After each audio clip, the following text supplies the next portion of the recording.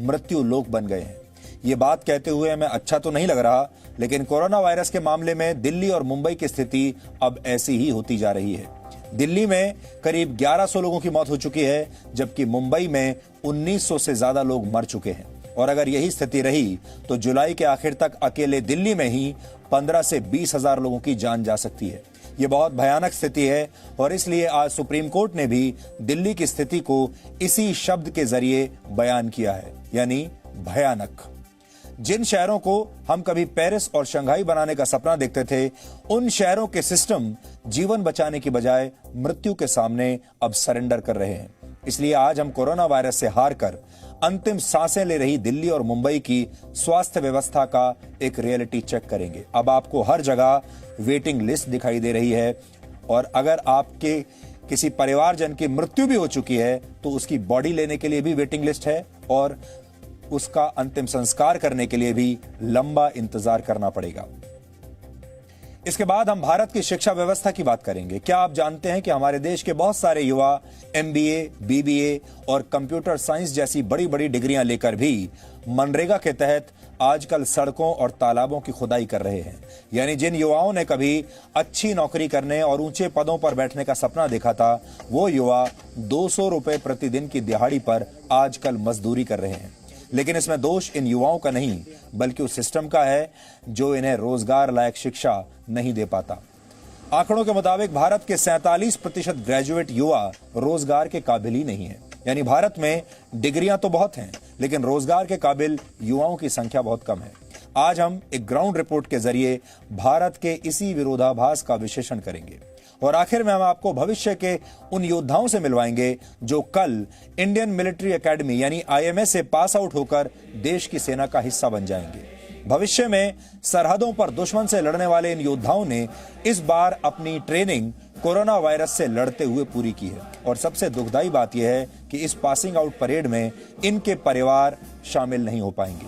भविष्य के सैन्य अधिकारियों से यह मुलाकात आपको आज मिस नहीं करनी चाहिए। लेकिन सबसे पहले आज की तमाम बड़ी खबरें नॉनस्टॉप न्यूज में। महाराष्ट्र में कोरोना के मरीजों की संख्या 1 लाख के पार पहुंच गई है। राज्य में अब 1,01,141 कोरोना संक्रमित हैं। महाराष्ट्र पहला राज्य है जहां कोरोना मरीजों की संख्या 1 लाख के पार पहुंची है। अब तक 3,717 लोगों की मौत हुई है। पिछले 24 घंटे के दौरान महाराष्ट्र में 3,493 नए केसेस आए हैं, जबकि 127 की मौत हुई है।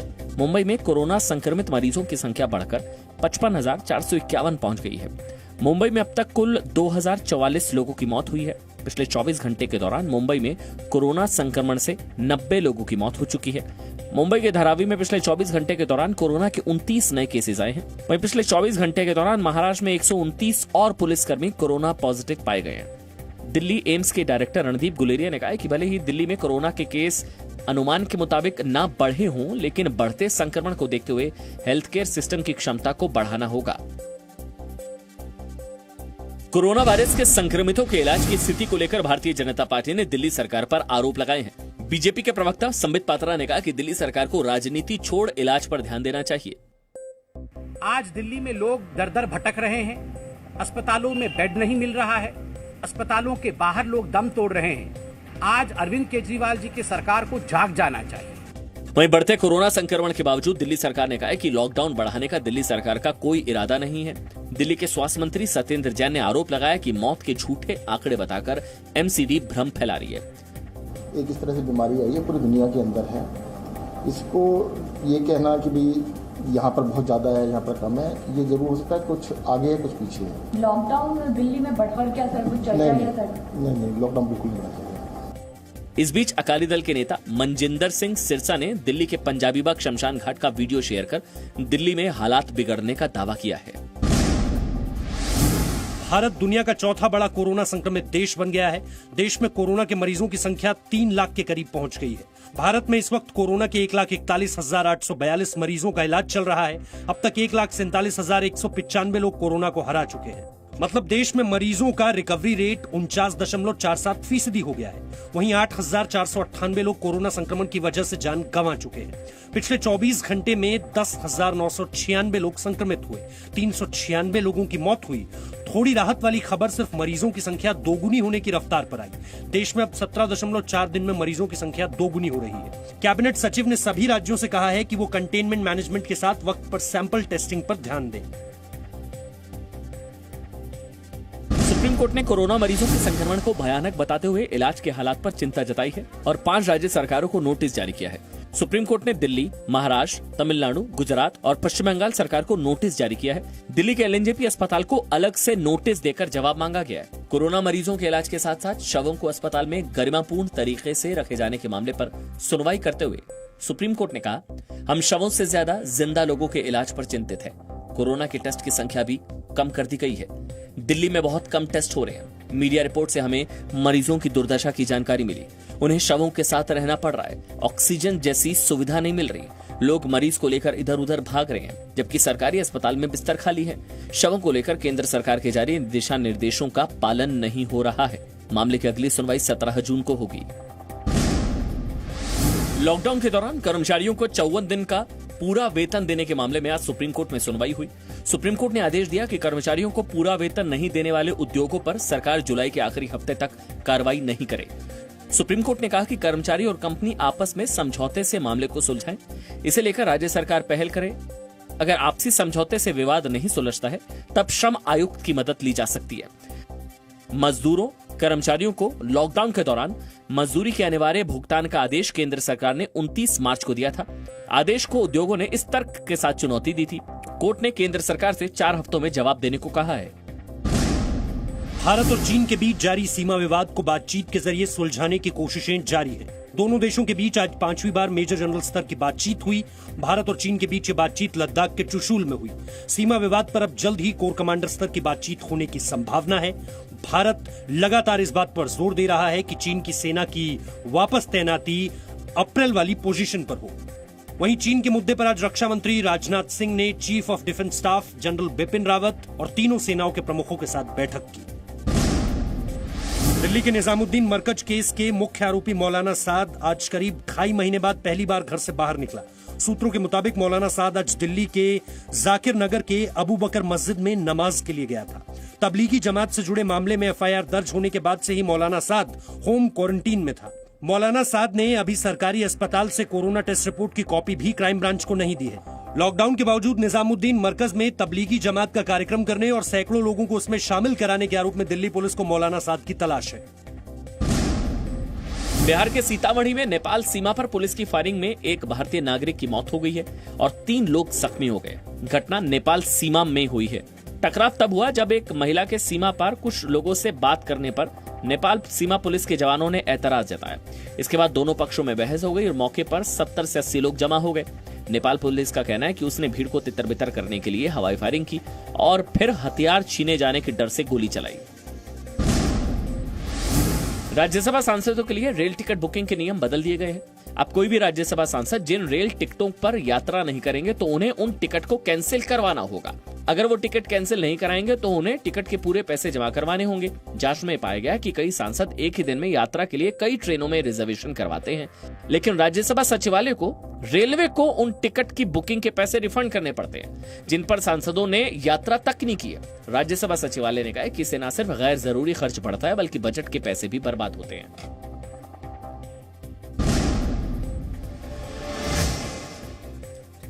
कोरोना वायरस के इस मुश्किल समय में आपने देशों को लॉकडाउन में जाते हुए तो जरूर सुना होगा, देखा होगा, लेकिन क्या आपने कभी रिश्तों को लॉकडाउन में जाते हुए देखा है, सुना है? भारत के साथ आजकल ऐसा ही हो रहा है। भारत के 3 पड़ोसी देश चीन, पाकिस्तान और नेपाल के साथ भारत के रिश्ते आजकल ऐसा लगता है जैसे लॉकडाउन में चले गए हैं। और ये सब तब हो रहा है जब भारत में कोरोना वायरस की चुनौती हर दिन बढ़ती जा रही है। संक्रमित लोगों की संख्या के मामले में भारत दुनिया के देशों की सूची में अब 4थे नंबर पर पहुंच गया है, जो कि अच्छा समाचार नहीं है। लेकिन भारत के लिए सिर्फ कोरोना वायरस ही चुनौती नहीं है, बल्कि 3 अलग अलग मोर्चों पर पाकिस्तान, चीन और नेपाल से निपटना भी भारत के लिए आजकल एक बड़ी चुनौती है। पहले आप इस नक्शे के जरिए समझिए कि भारत इस समय अपने पड़ोसियों के साथ कहां-कहां उलझा हुआ है। लद्दाख में भारत और चीन के बीच सीमा विवाद अब तक पूरी तरह से सुलझा नहीं है। आप इसके बारे में लगातार पढ़ रहे हैं। पाकिस्तान कश्मीर के कई इलाकों पर लगातार गोलीबारी कर रहा है और अब नेपाल के साथ भी भारत के रिश्तों में दरार बढ़ रही है। नेपाल और बिहार के बॉर्डर पर नेपाल की बॉर्डर गार्डिंग फोर्स द्वारा भारत के एक नागरिक की हत्या कर दी गई है, जबकि भारत के 4 नागरिक इस वारदात में घायल भी हुए हैं। कहा जा रहा है कि नेपाल की पुलिस भारत के एक नागरिक को अपने साथ भी ले गई है। नक्शे पर भारत की चुनौतियां समझने के बाद अब आप ये तस्वीर देखिए। ये तस्वीरें कश्मीर के बारामूला की हैं, जहां पाकिस्तान ने उरी सेक्टर के 4 गांवों पर गोलाबारी की है। पाकिस्तान की इस हरकत का जवाब भारत की सेना ने भी दिया और कहा जा रहा है कि इस जवाबी कार्रवाई में पाकिस्तान को भी भारी नुकसान हुआ है। ये तस्वीर उसी शेलिंग की है जब भारतीय सेना ने पाकिस्तान की एक चौकी को नष्ट किया है।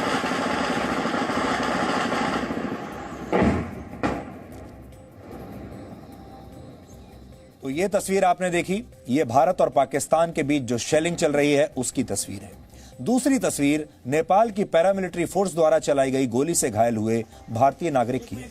इन तस्वीरों को देखकर कहा जा सकता है कि भारत की सीमाओं पर एक साथ कई चुनौतियों का सामना भारत की सरकार को करना पड़ रहा है।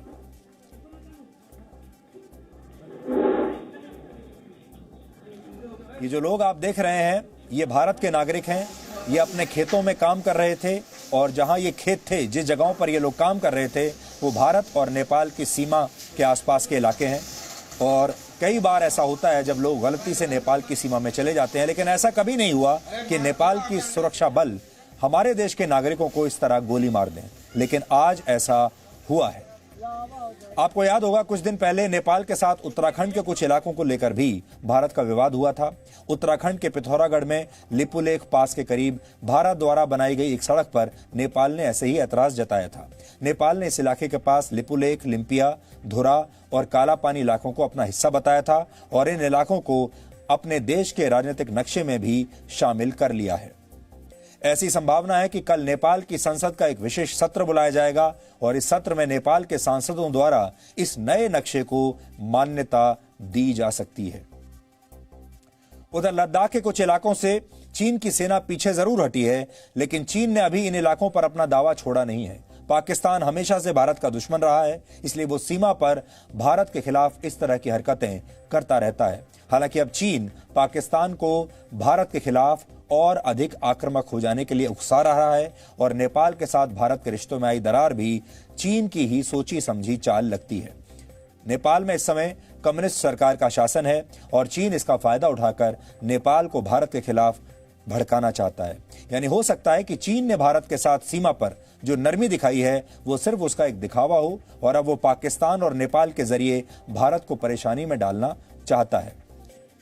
इस पूरे मामले को आप ऐसे भी समझ सकते हैं कि ये जो पूरी कहानी आपको दिखाई दे रही है, हो सकता है कि ये जो पूरी फिल्म है, जहां पर नेपाल भी हमारे खिलाफ काम कर रहा है, पाकिस्तान भी इसी समय हमारे खिलाफ काम कर रहा है और चीन तो कर ही रहा है, ये ऐसा लगता है कि पूरी की पूरी फिल्म स्क्रिप्टेड, प्रोड्यूस्ड और डायरेक्टेड बाय चाइना है। चीन ने ही इसकी पूरी स्क्रिप्ट लिखी है, चीन ने ही इसको प्रोड्यूस किया है और चीन ही इसे डायरेक्ट कर रहा है। आपको इस तरीके से मानिए पूरी जो प्रोडक्शन है ये चीन की है। इसके अलावा भारत में कोरोना वायरस के बढ़ते मामले भी अब एक बड़ी चुनौती बन गए हैं। जिस रेस को हम कभी जीतना नहीं चाहते थे, उस रेस में भारत अब ब्रिटेन और स्पेन को पीछे छोड़कर चौथे नंबर पर आ गया है। यानी आने वाले समय में भारत को सिर्फ अपने घर में ही नहीं बल्कि सीमाओं पर भी पहले से ज्यादा मुश्किल चुनौतियों का सामना करना होगा। तो चीन में क्या चल रहा है, चीन कैसे एक नई फिल्म बनाने की कोशिश कर रहा है जिसमें उसने पाकिस्तान को अहम रोल दे दिया है, नेपाल को अहम रोल दे दिया है। स्क्रिप्ट चीन लिख रहा है, प्रोडक्शन चीन का है, डायरेक्शन चीन का है और ये जो पूरी फिल्म बनाई जा रही है जिसका ट्रेलर अभी हमने आपको थोड़ी देर पहले दिखाया, ये चीन की प्रोडक्शन है भारत के खिलाफ ऐसे संकट के समय में। तो इसलिए पूरे देश को आज ये समझना होगा कि ये चीन की मंशाएं हैं और चीन चाहता है कि भारत के खिलाफ 3 फ्रंट एक साथ खुल जाएं। एक फ्रंट चीन, दूसरा नेपाल और तीसरा पाकिस्तान। कुछ दिन पहले तक हम इटली, स्पेन और अमेरिका जैसे देशों का विश्लेषण करके आपको बता रहे थे कि कैसे इन देशों में कोरोना वायरस एक बड़ी चुनौती बन गया है और कैसे इन देशों के लोगों को इलाज तक नहीं मिल पा रहा है। लेकिन अब दुख यह है कि जैसा विश्लेषण कुछ दिन पहले तक हम इन देशों का कर रहे थे और आपको बता रहे थे कि देखिए इन देशों की कितनी बुरी हालत है, अब अंतर्राष्ट्रीय मीडिया वैसा ही विश्लेषण हमारे देश के बारे में कर रहा है। हमने आपको इन देशों से आई वो तस्वीरें दिखाई थी जो ये बताती हैं कैसे इन देशों के अस्पतालों में अब शवों को रखने की भी जगह नहीं बची थी और शवों को सड़कों पर ही रख दिया गया था। यहां तक कि इन देशों में कब्रिस्तान भी कम पड़ने लगे थे और मर चुके लोगों का अंतिम संस्कार करने की जिम्मेदारी कई जगह तो सेना को उठानी पड़ी थी। हमें इस बात का डर था कि कहीं भारत में भी ऐसी स्थिति न बन जाए, लेकिन दुर्भाग्य यह है कि हम इसी स्थिति की तरफ धीरे धीरे बढ़ रहे हैं। दिल्ली और मुंबई जैसे शहरों में इस समय जो हालात हैं उसे बताने के लिए एक ही शब्द है और वो शब्द है भयानक। आगे बढ़ने से पहले हम आपको बता दें कि अभी आप कुछ ऐसी तस्वीरें देख रहे होंगे या और आगे देखेंगे जो आपको विचलित कर सकती हैं। इसलिए हमारे ऐसे जो दर्शक हैं जो इन तस्वीरों को नहीं देखना चाहते, जो ऐसी तस्वीरें देखकर विचलित हो जाते हैं, वो थोड़ी देर के लिए कमरे से बाहर चले जाएं। अगर आप चाहें तो टीवी बंद भी कर सकते हैं। लेकिन ये खबर ऐसी है कि बिना ये तस्वीर दिखाए आपको स्थिति की गंभीरता के बारे में पता नहीं चलेगा। आज सुप्रीम कोर्ट ने भी दिल्ली की स्थिति को बयां करने के लिए इसी शब्द का इस्तेमाल किया है, भयानक, क्योंकि दिल्ली में ना तो पर्याप्त टेस्ट हो रहे हैं, न मरीजों को हॉस्पिटल में बेड मिल रहे हैं। जो मरीज अस्पतालों में भर्ती हैं भी उन्हें भी सही तरीके से इलाज मिल नहीं रहा। न जीवित मरीजों का ध्यान रखा जा रहा है और न ही मरने के बाद शवों के साथ गरिमापूर्ण व्यवहार हो रहा है, यानी मरने के बाद भी सम्मान नहीं। अब दिल्ली के अस्पतालों और शवगृहों में शवों को रखने की जगह बची ही नहीं है। शवों के बीच ही मरीजों के इलाज हो रहे हैं।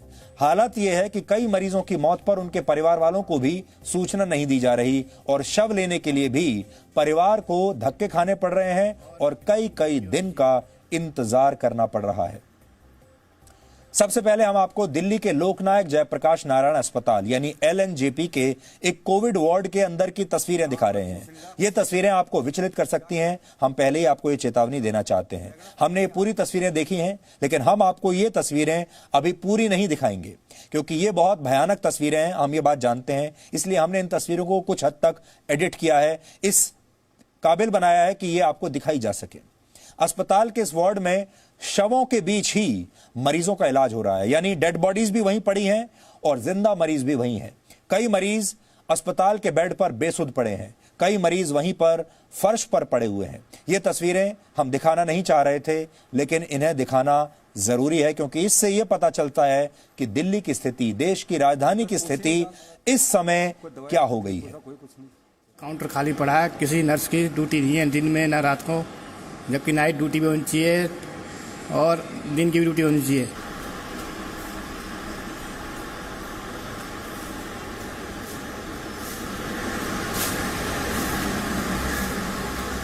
हाँ, कोई पूछ नहीं रहा, कुछ नहीं कर रहा, क्या करे यहाँ पे देखना फायदा क्या है।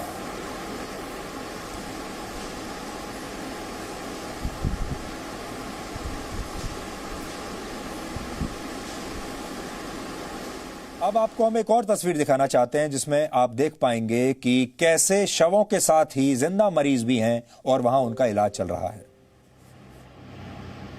इस वार्ड की तस्वीर आप देखिए,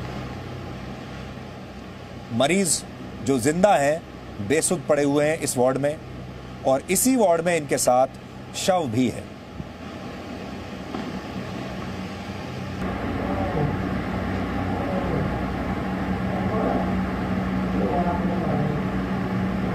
आपको याद होगा इससे पहले मुंबई से भी ऐसी ही तस्वीरें आई थी जहां वार्ड में शव भी रखे हुए हैं और वहीं जिंदा मरीजों के इलाज भी चल रहे हैं और यही तस्वीरें दिल्ली में भी हैं। सुप्रीम कोर्ट ने तो आज यहां तक कह दिया कि दिल्ली में लोगों के साथ जानवरों से भी बुरा सुलूक हो रहा है। अब आप समझ सकते हैं कि दिल्ली इस समय कितनी भयानक स्थिति से गुजर रही है। हम दिल्ली को लंदन और पेरिस बनाने की बातें करते थे, लेकिन दिल्ली अब मृत्यु लोक बन गई है, यानी मौत का शहर बनती जा रही है। जो लोग दिल्ली में नहीं रहते वो शुक्र मना रहे होंगे कि अच्छा है वो दिल्ली में नहीं रहते, क्योंकि जिस शहर में जीते जी हॉस्पिटल बेड से लेकर मरने के बाद अंतिम संस्कार तक के लिए लंबा इंतजार करना पड़े, वहां पर एक बात बिल्कुल साफ है कि सिस्टम पूरी तरह से फेल हो चुका है। यानी जीवन बचाने में असफल सिस्टम ने मृत्यु के सामने सरेंडर कर दिया है। दिल्ली में कोरोना वायरस से अब तक 1085 लोगों की मौत हो चुकी है, लेकिन अब तो ये भी सवाल उठ रहे हैं कि क्या दिल्ली में मौत के आंकड़े को कम करके बताया जा रहा है। एक आंकड़ा दिल्ली सरकार का है तो दूसरा आंकड़ा दिल्ली नगर निगम का है, और ये दूसरा आंकड़ा करीब करीब सरकार के आंकड़े से 2 गुना है।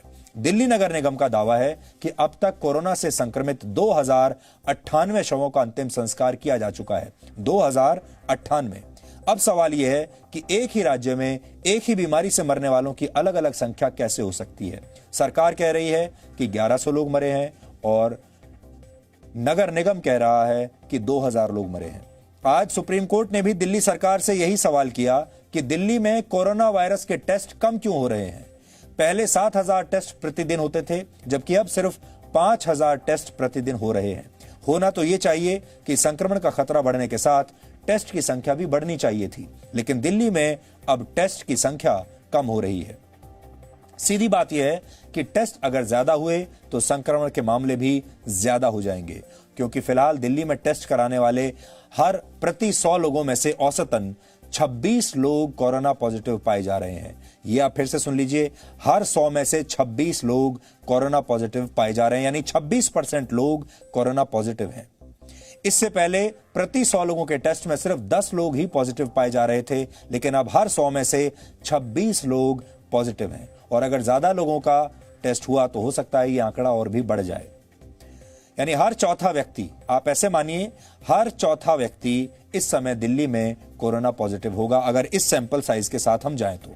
लेकिन नंबर बढ़ने के डर से टेस्ट भी नहीं हो रहे हैं और सही जानकारियां भी नहीं दी जा रही हैं। हालांकि सरकार का यह भी कहना है कि टेस्ट कराने की जो कैपेसिटी है उनके पास वो अभी बहुत कम है, लेकिन कोरोना से जुड़ी जानकारियां छुपाई जाएंगी अगर, तो फिर लोगों को सही हालात का अंदाजा कैसे होगा। यानी हो सकता है कि दिल्ली के लोगों को यह लगता हो कि सब कुछ सामान्य है, सड़कों पर लोग निकल रहे हैं, बाजारों में लोग निकल रहे हैं, बसों में लोग हैं, सब काम ठीक से हो रहे हैं, लोग ऑफिस जा रहे हैं, लेकिन लोगों को इस बात का अंदाजा ही नहीं है कि हर चौथा व्यक्ति इस समय दिल्ली में कोरोना पॉजिटिव हो सकता है। यानी ये महामारी बन चुकी है। कैसे लोगों को यह पता चलेगा कि उनकी कोई भी लापरवाही जानलेवा हो सकती है? कैसे उन्हें यह पता चलेगा कि उनका घर से बाहर निकलना, बाहर कदम रखना ही खतरे से खाली नहीं है? अगर आंकड़े कम करके बताए जाएंगे, अगर आंकड़ों को छुपा लिया जाएगा, तो लोग यही समझेंगे कि सब कुछ सामान्य है और उन्हें चिंता करने की कोई जरूरत नहीं है। इसलिए ऐसी स्थिति में जानकारी जो है वो सबसे जरूरी होती है। आपको याद होगा, इस स्थिति में जानकारी सबसे महत्वपूर्ण है। और इसीलिए जब लॉकडाउन हुआ था, जब ये संकट आया था, तो प्रधानमंत्री मोदी ने मीडिया को भी जरूरी सेवाओं में शामिल किया था, क्योंकि वो जानते थे कि सही जानकारी पहुंचना बहुत जरूरी है। इनमें से ही कई लोग फिर से नियमों का पालन नहीं करेंगे। मैं उन लोगों की बात कर रहा हूं जो लॉकडाउन से बाहर अभी निकल चुके हैं। वो फिर से नियम तोड़ेंगे और इसके बाद स्थिति फिर से बिगड़ने लगेगी। और दिल्ली में इसकी शुरुआत अब हो चुकी है। दिल्ली सरकार के अपने ही आकलन के मुताबिक जुलाई के अंत तक दिल्ली में कोरोना संक्रमण के 5.5 लाख मरीज हो जाएंगे। अभी करीब 35,000 मामले हैं। जब 35,000 मामलों में ही दिल्ली का यह हाल है, तो आप कल्पना कीजिए कि 5-5.5 लाख मरीज जब होंगे या 6 लाख मरीज जब हो जाएंगे, तो दिल्ली की हालत क्या होगी। इस स्थिति के बारे में सोचकर ही डर लगता है, क्योंकि दिल्ली में अभी जो मरीज हैं उन्हें ही हॉस्पिटल में बेड नहीं मिल रहे, उन्हें ही अंतिम संस्कार के लिए, जो मर चुके हैं, अंतिम संस्कार के लिए इंतजार करना पड़ रहा है। जुलाई के अंत तक दिल्ली को 80,000 हॉस्पिटल बेड्स की जरूरत पड़ेगी, लेकिन दिल्ली के अस्पतालों में अभी करीब 9,000 बेड्स ही उपलब्ध हैं, जिनमें करीब 4,000 बेड अभी भी खाली हैं। लेकिन इनमें से ज्यादातर खाली बेड्स सरकारी अस्पतालों में है। सरकारी अस्पतालों में लोग इलाज कराने से डर रहे हैं, क्योंकि इन अस्पतालों की अव्यवस्था ऐसी है कि इनमें इलाज कराने के लिए जाना कई बार वायरस का सामना करने से भी ज्यादा खतरनाक लोगों को लग रहा है। तो इस बात को आप समझिए कि दिल्ली में सरकारी अस्पतालों में बड़ी संख्या में अभी भी बेड्स खाली हैं। लेकिन लोग सरकारी अस्पताल में डर के मारे जाना ही नहीं चाहते। इसके अलावा दिल्ली में ना तो कोरोना का टेस्ट करवाना आसान काम है, ना ही अस्पताल में भर्ती होना आसान है, फिर चाहे आपको कोरोना के कैसे भी लक्षण हो। इसके अलावा प्राइवेट अस्पतालों में आप जाएंगे तो आपको एक तरह से लूट ही लिया जाएगा, क्योंकि प्राइवेट अस्पतालों में जाते ही सबसे पहले आपसे 4 से 8 लाख रुपए एडवांस जमा करा लिए जाते हैं। सोचिए, 4 से 8 लाख रुपए। अगर 10 दिन भी प्राइवेट अस्पताल में आपको बिताने पड़े तो फिर कम से कम 5 से 6 लाख रुपए का खर्च आपका आएगा। सरकारी अस्पतालों की हालत यह है कि एक तो आप एडमिट ही नहीं हो पाएंगे, और अगर आप एडमिट हो भी गए तो फिर वहां पर आपका ध्यान रखने वाला कोई नहीं, आपके साथ क्या व्यवहार होगा कोई नहीं जानता। तस्वीरें अभी हमने आपको दिखाई, हो सकता है कि आपके साथ शव भी वहीं पर रखे हुए हों और आपका इलाज भी वहीं चल रहा हो। बहुत सारे लोगों को यह डर लग रहा है कि वो जा तो रहे हैं इलाज कराने के लिए, हो सकता है और दूसरी बीमारियों के साथ वापस लौटें। वैसे होना यह चाहिए था कि लॉकडाउन में जो वक्त मिला था उसमें सरकार पूरी तैयारी कर लेती, लेकिन दिल्ली की जिस तरह से हालत हो गई है उससे यह लगता है कि स्थिति से लड़ने की पूरी तैयारी नहीं की गई, और यह सोचा ही नहीं गया कि लॉकडाउन हटने के बाद ऐसे हालात बन जाएंगे। ये बात जरूर है कि इस तरह की स्थिति को दुनिया का बड़े से बड़ा देश और बड़े से बड़े शहर का सिस्टम भी संभाल नहीं पाया है अभी तक। आपने बड़े बड़े देश देख लिए, पैसे वाले देश देख लिए, जिनके पास बहुत बड़े इंफ्रास्ट्रक्चर हैं, वो भी आपने देख लिए। सबका यही हाल है जो हमारा हुआ है। लेकिन हमें एक मौका जरूर मिला था लॉकडाउन के समय का, जब हमें तैयारी कर लेनी चाहिए थी, और वो मौका हमने गंवा दिया है। दिल्ली की हालत भी अब मुंबई जैसे ही होने लगी है। मुंबई तो पहले से ही बहुत खराब स्थिति में है। 2 दिन पहले ही मुंबई ने संक्रमण के मामले में चीन के शहर वुहान को पीछे छोड़ दिया था, जहां से कोरोना वायरस दुनिया में फैला था। वुहान में करीब 50,000 मामले थे, तो मुंबई में अकेले अब 54,000 लोग संक्रमित हो चुके हैं। महाराष्ट्र में करीब 1 लाख मामलों में 70% मामले मुंबई और उसके आसपास के इलाकों के हैं। महाराष्ट्र में कोरोना से अब तक करीब 4,000 लोगों की मौत हो चुकी है, और इसमें 1900 से ज्यादा मौतें सिर्फ मुंबई में हुई हैं। यानी महाराष्ट्र में मौत के आधे मामले अकेले मुंबई से हैं। मुंबई में भी पॉजिटिविटी रेट 30% से ज्यादा है, यानी प्रत्येक 100 लोगों का टेस्ट करने पर 30 से ज्यादा लोगों में संक्रमण पाया जा रहा है। अगर पूरे महाराष्ट्र की बात करें तो वहां संक्रमण की संख्या 1 लाख को पार कर गई है, और अगर महाराष्ट्र एक अलग देश होता तो कोरोना संक्रमण के मामले में दुनिया का 17वां देश होता। कोरोना संक्रमण के मामले में महाराष्ट्र चीन, जापान, कनाडा और इंडोनेशिया जैसे देशों को पीछे छोड़ चुका है। कुल मिलाकर ये हालात बहुत डरावने हैं। हमने दिल्ली और मुंबई की स्थिति पर आज एक ग्राउंड रिपोर्ट तैयार की है, जो आज आप सबको जरूर देखनी चाहिए, और ये समझना चाहिए कि आने वाले दिनों में हमें बहुत अधिक सतर्क रहना होगा, और आप लोगों को भी बहुत ज्यादा सतर्क रहने की जरूरत है। जो लोग मुंबई और दिल्ली में रहते हैं, आज वो ये सोचते होंगे कि वो मुंबई और दिल्ली में आए ही क्यों, और जो लोग नहीं रहते हैं वो अपने आप को भाग्यशाली मानेंगे।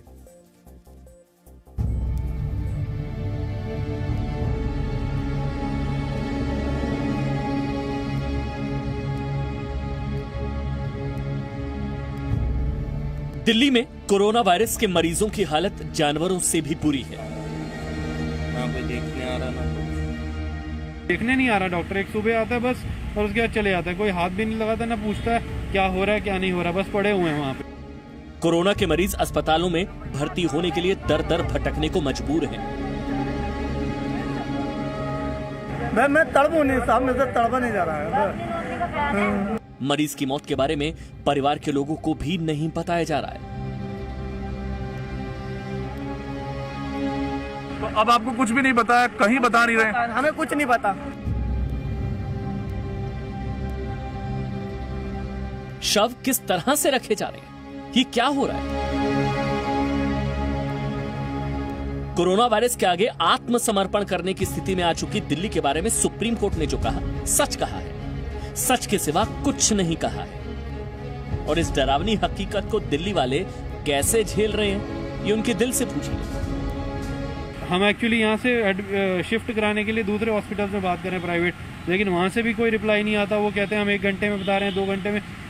डिस्पाइट द फैक्ट उनका कोरोना दिल्ली जो ऐप है उसमें सीटें दिखाई जा रही है, फिर भी वो कह रहे हैं कि हम 1 घंटे में 2 घंटे में क्या सोच रहे हैं, मेरे को ये समझ नहीं आ रहा प्राइवेट हॉस्पिटल। अगर वो बंदा किसी को मतलब उसको हेल्प चाहिए, उसको ब्रीदिंग प्रॉब्लम हो रही है, तो वहाँ पे कोई है ही नहीं, तो वो कैसे अपनी हेल्प मतलब किसको बताएगा। और हम अगर हमें कॉल करके बोलता है तो हमें भी तो जाने में वहाँ टाइम लगेगा ना, तो उसके बीच में अगर कुछ हो जाता है तो फिर कौन रिस्पॉन्सिबल है।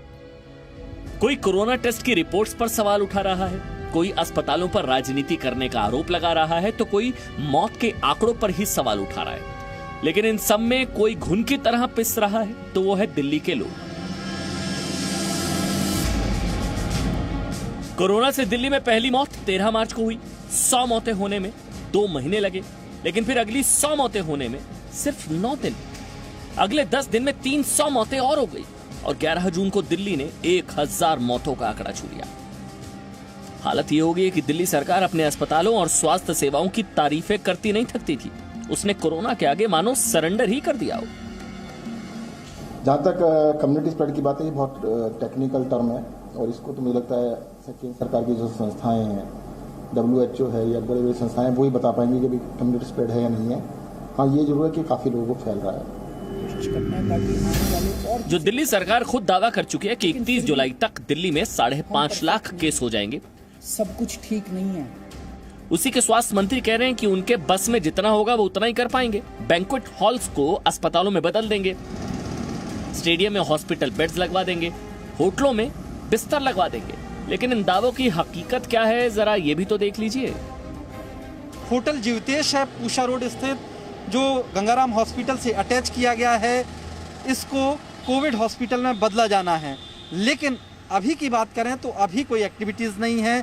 हमारी गंगाराम हॉस्पिटल में बात हुई है, उनका कहना है कि 15 से 20 दिन लगेंगे इसको कोविड हॉस्पिटल में बदलने में। जो है हेल्थ इंफ्रास्ट्रक्चर क्रिएट करना होता है, जैसे वेंटिलेटर हैं, ऑक्सीजन सिलेंडर है, वो एरिया है जहाँ पर PPE किट पहनेंगे हेल्थ कर्मचारी। तो ये तमाम फैसिलिटीज़ अभी यहाँ पर उपलब्ध नहीं हुई हैं। अगर ऐसा ही चलता रहा तो दिल्ली की हालत भी मुंबई जैसी होने में ज्यादा वक्त नहीं बचा है, जो पहले ही भारत की वुहान बन चुकी है। देश में कोरोना के सबसे ज्यादा केस महाराष्ट्र में है और महाराष्ट्र में सबसे ज्यादा केस मुंबई में है। दिल्ली की तरह मुंबई के लोगों की सुनने वाला कोई नहीं है। सरकारी इंतजाम के नाम पर दिखावा करने में व्यस्त है। सिस्टम फेल हो चुका है। संकट के इस वक्त में मुंबई वाले खुद को बेसहारा महसूस कर रहे हैं। बॉडी के साथ उनका बैग था, वहाँ पे उनका आधार कार्ड था, मेडिकल फाइल थी और साथ ही साथ उनका कोरोना का रिपोर्ट था और मोबाइल भी था।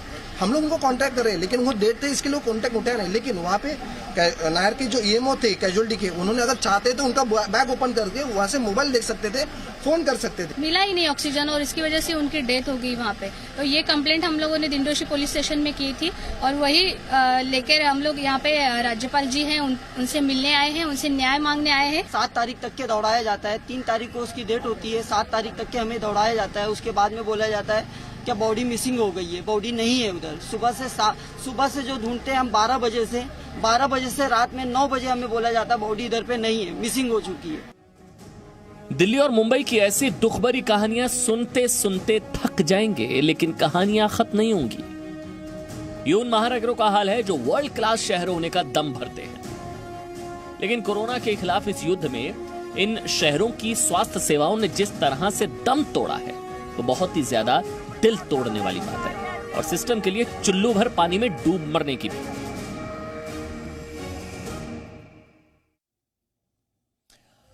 तो दिल्ली से ऐसी तस्वीरें हम आपको दिखा चुके हैं, मुंबई से ऐसी तस्वीरें आ रही हैं जहां मरीज भी वही हैं अस्पताल में, वार्ड में, और वहां पर शव भी उनके साथ ही रखे हुए हैं। सुप्रीम कोर्ट सवाल उठा रहा है कि ये सब कुछ क्या हो रहा है इन शहरों में। और आज आपको एक बात और बताना चाहते हैं, कोलकाता से भी हमारे पास एक तस्वीर ऐसी आई है जहां एक अस्पताल के शवगृह से वहां पर एक शव की खाल में हुक लगा दिया और उस हुक से उस शव को जमीन पर घसीटकर उसके बाद गाड़ी में डाला जा रहा है। ना कोई स्ट्रेचर है, ना शव को किसी कपड़े में लपेटा गया है, वो शव बिल्कुल ऐसे ही रखा हुआ है और उसमें हुक अटकाकर उस शव को जमीन से घसीटते हुए ले जाया जा रहा है। वो तस्वीर मेरे पास है वो वीडियो हमारे पास है, लेकिन इस समय हम चाहते नहीं कि आप इस तरह की कोई तस्वीरें देखें या वीडियोस देखें, लेकिन आपको बता सकते हैं कि पश्चिम बंगाल से एक ऐसा वीडियो हमारे पास आया है और आप अंदाजा लगाइए कि ये सब कुछ हो कैसे रहा है, चाहे दिल्ली हो, चाहे मुंबई हो, चाहे कोलकाता हो। दिल्ली और महाराष्ट्र की सरकारों ने साफ कर दिया है कि अब दोबारा लॉकडाउन नहीं लगाया जाएगा, यानी अब दिल्ली और मुंबई के लोगों को लंबे समय तक संक्रमण के बीच ऐसे ही रहने की आदत डालनी होगी। सरकारें जिम्मेदारी लेने के लिए तैयार नहीं है, इसलिए आपको ही संक्रमण को रोकने की जिम्मेदारी उठानी होगी और सोशल डिस्टेंसिंग जैसे नियमों का सख्ती से पालन करना होगा, क्योंकि आखिरकार आपकी ये जिम्मेदारी होगी। कोई सरकार आपको बचाने नहीं आएगी, कोई व्यवस्था आपको बचाने के लिए नहीं आएगी। सबसे पहली जिम्मेदारी इस समय ऐसे संकट में आपकी अपनी है कि आप कैसे अपने परिवार को बचाएंगे और कैसे आप खुद को बचाएंगे। और तीन बातें हम आपको अपनी तरफ से बता देते हैं। वो ये है, पहली बात, अगर आप बचना चाहते हैं, जिंदा रहना चाहते हैं, अपने चेहरे से मास्क को उतरने मत दीजिए किसी भी समय। दूसरी बात यह है, आपको लगातार अपने हाथ साफ रखने हैं, चाहे आप धोकर साफ रखिए, चाहे आप सैनिटाइजर लगाइए। और तीसरी बात यह है कि आपको दूसरे व्यक्ति से दूरी बनाकर रखनी है, और यह सब तब है अगर आप जिंदा रहना चाहते हैं, आप अपने परिवार को जिंदा देखना चाहते हैं, अपनी सलामती चाहते हैं। इस बीच हम आपको यह भी बता दें कि प्रधानमंत्री अलग अलग राज्यों के मुख्यमंत्रियों से 16 और 17 जून को एक बार फिर से बातचीत करने वाले हैं। एक बार फिर से वो फीडबैक लेंगे राज्य के मुख्यमंत्रियों से, और उसके बाद हो सकता है कि कोई नई बात सामने आए। अस्पतालों में क्या हो रहा है हमने आपको बता दिया, लेकिन आपके आसपास भी बहुत सारी चीजें हो रही हैं जो बड़े सवाल उठाती हैं। अब हम भारत की शिक्षा व्यवस्था में लगे वायरस का विश्लेषण करेंगे, क्योंकि यह ऐसा वायरस है जिसने हमारे देश को बहुत खोखला कर दिया है। यह वायरस हमारे देश को बीमार कर चुका है और देश के आत्मनिर्भर बनने की राह में सबसे बड़ी रुकावट है। हमारे यहां ऐसे लाखों युवा मिल जाएंगे जो उच्च शिक्षा और बड़ी बड़ी डिग्रियों के बावजूद ऐसी नौकरियां करते हैं जो नौकरी इनकी पढ़ाई लिखाई और डिग्री के हिसाब से नहीं होती। उदाहरण के तौर पर, अगर किसी सरकारी विभाग में छोटे से छोटे पद की भी कोई वैकेंसी निकलती है तो उसमें भी बड़ी बड़ी डिग्रियों वाले युवा अप्लाई करते हैं, आपने देखा होगा। अब हालत यह हो गई है कि पीएचडी की पढ़ाई करने वाला युवा भी किसी सरकारी विभाग में पानी पिलाने के लिए तैयार हो जाता है। पिछले वर्ष गुजरात हाईकोर्ट में चपड़ासी जैसे पदों के लिए करीब 1200 भर्तियां की गई थी और इसके लिए 1.5 लाख से ज्यादा आवेदन आए थे, और आवेदन करने वालों में 50,000 से ज्यादा युवा ग्रेजुएट्स या पोस्ट ग्रेजुएट्स थे। आवेदन करने वालों में इंजीनियर्स और डॉक्टर्स भी थे, और सिर्फ यही नहीं, करीब 450 इंजीनियर और डॉक्टर्स ने चपड़ासी की नौकरी स्वीकार भी कर ली। इन लोगों का यह कहना था कि एक तो सरकारी नौकरी है और दूसरी बात यह कि इसमें ट्रांसफर भी नहीं होता। अब सोचिए, जो युवा डिग्री के हिसाब से बड़े बड़े पदों पर बैठने की योग्यता रखते हों या सपने देखते हों, वो कैसे खुशी खुशी चपड़ासी बनने के लिए तैयार हो जाते हैं। और इस तरह से कई मामले आपने अपने सामने भी देखा होगा। लेकिन क्या यह सिर्फ नौकरी का संकट है? सवाल जवाब है, बिल्कुल नहीं। यह सिर्फ नौकरी का संकट नहीं है, ये आपकी शिक्षा की क्वालिटी का संकट है, ये योग्यता का संकट है, क्योंकि सिर्फ डिग्री लेने से ही योग्यता नहीं आती। ये कड़वी सच्चाई है कि भारत में ज्यादातर पढ़े लिखे युवा नौकरी करने के काबिल ही नहीं है। वो किसी प्रकार की परीक्षा में अपनी काबिलियत साबित नहीं कर पाते। और ये बात हम ऐसे ही नहीं कह रहे। The associated chambers of commerce and industry of India यानी एसोचैम के कई सर्वेज में यह बताया जा चुका है कि भारत में उच्च शिक्षा ग्रहण करने वाले 85% युवा किसी भी परीक्षा में अपनी योग्यता सिद्ध नहीं कर सकते। 65% ग्रेजुएट्स युवाओं में एक मामूली क्लर्क का काम करने के लायक हुनर नहीं। 47% ग्रेजुएट युवाओं में कोई भी नौकरी करने की काबिलियत नहीं है, और 90% उच्च शिक्षा प्राप्त कर चुके युवाओं को काम चलाऊ अंग्रेजी भी नहीं आती। देश में हर वर्ष औसतन 15 लाख छात्र इंजीनियरिंग की डिग्री लेते हैं। इनमें से 20% को ही उनके कोर्स के हिसाब से नौकरी मिलती है। देश के बिजनेस मैनेजमेंट स्कूल्स में पढ़कर निकलने वाले 93% युवाओं को 10,000 रुपए महीने की नौकरी मिलना भी मुश्किल होता है। लेकिन इसका बुनियादी कारण हमारी शिक्षा व्यवस्था है। दुनिया की टॉप 100 यूनिवर्सिटीज में भारत की एक भी यूनिवर्सिटी नहीं है। हायर सेकेंडरी लेवल पर करीब 14% शिक्षक योग्य ही नहीं है। प्राइमरी और जूनियर स्तर पर करीब 29% शिक्षक स्कूलों के से अक्सर गायब रहते हैं। लेकिन आज ये सारी बातें हम आपको क्यों बता रहे हैं, अब आपको हम ये कहते हैं। ये सारे आंकड़े आज हमें क्यों याद आ रहे हैं, क्यों मैं आपको ये सब बातें बता रहा हूं, उसका एक बड़ा कारण ये है कि आजकल मनरेगा के तहत जहां पर खुदाई चल रही है, ये तस्वीरें आप देख रहे हैं,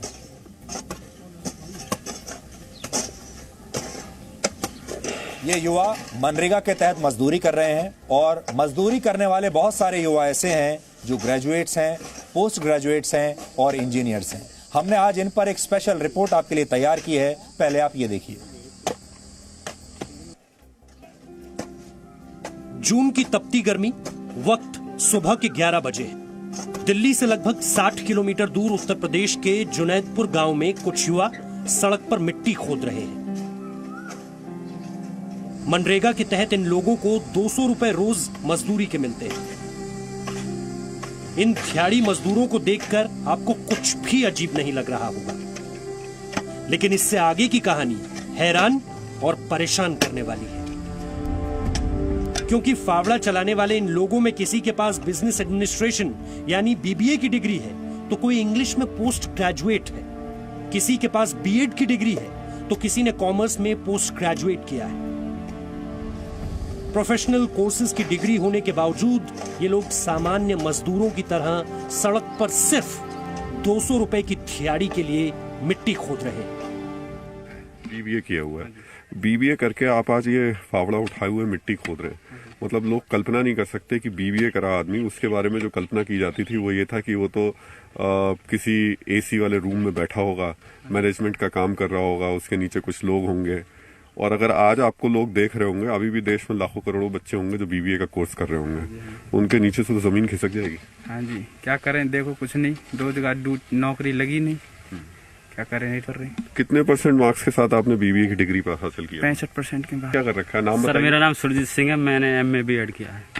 MA BEd किया है? BEd कब किया आपने? लास्ट ईयर मैंने BEd किया है। तो आपने ये फावड़ा उठाने के बजाय कोई ऐसा काम क्यों नहीं शुरू किया जिसमें आप ट्यूशन पढ़ा सकें या बच्चों को पढ़ा सकते थे? सर लॉकडाउन चल रहा, बच्चे भी नहीं आएंगे, उसकी वजह से आर्थिक स्थिति खराब है कि मनरेगा काम चल गया, उसमें काम करना पड़ेगा। आप क्या रखे? MA किससे किया है आपने? हिंदी से। हिंदी से? जी सर।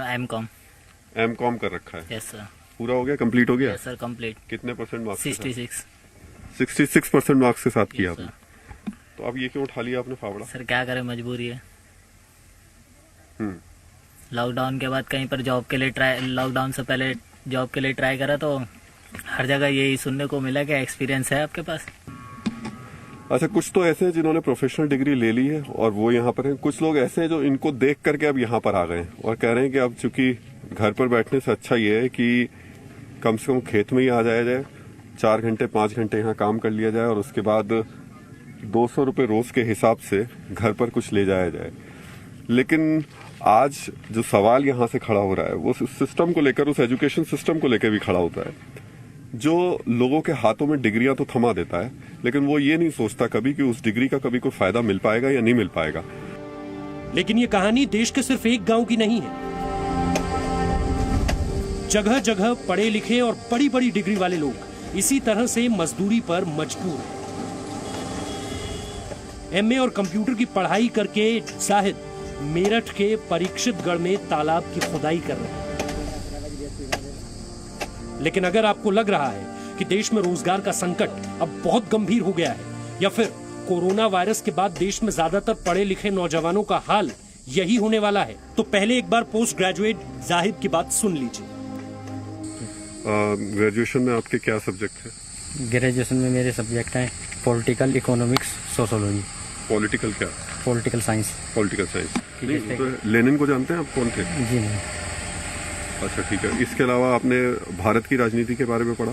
जी सर। क्या क्या पढ़ा आपने? भारत की राजनीति, संविधान के बारे में पढ़ा मैंने। संविधान के बारे में पढ़ा। संविधान में किस तरीके से संविधान को बांटा गया है? कुछ चीजें स्टेट्स के पास हैं, कुछ चीजें सेंटर के पास हैं, कुछ आइडिया है आपको क्या क्या है उसमें? सेंटर के पास ये है कि जिस तरीके से हर एक बंदे की अपनी जिम्मेदारी है और अपनी जिम्मेदारी के अनुसार ही कार्य करना चाहिए। आज के टाइम में बेरोजगारी सबसे मुख्य मुद्दा है हमारे देश में। तो जीडीपी के बारे में बताइए, क्या पढ़ा? जीडीपी तो बहुत ज़्यादा है गिरी हुई है इस टाइम सर। क्या होती है जीडीपी? जीडीपी होती है हमारी बाजार क्या?